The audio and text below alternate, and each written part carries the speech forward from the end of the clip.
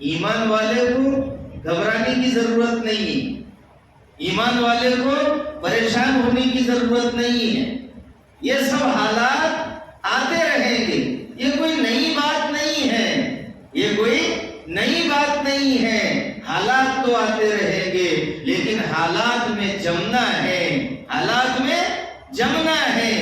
ہم خود سنتے ہیں جو ڈر گیا وہ مر گیا. تو ڈرنے کی ضرورت نہیں ہے، گھبرانے کی ضرورت نہیں ہے، پریشان ہونے کی ضرورت نہیں ہے. اللہ تبارک و تعالیٰ نے قرآن کریم کے اندر فرما دیا ظہر الفساد فی البر والبحر بما کسبت ایدی الناس. روئے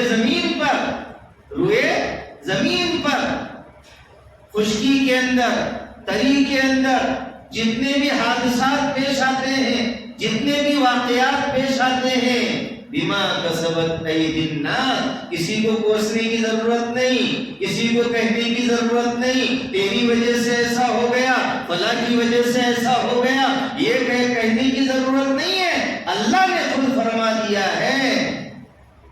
کیا فرمایا؟ بما کسبت ایدی الناس. یہ سب ہمارے ہاتھوں کا نتیجہ ہے، لوگوں کی کرتوتوں کا نتیجہ ہے.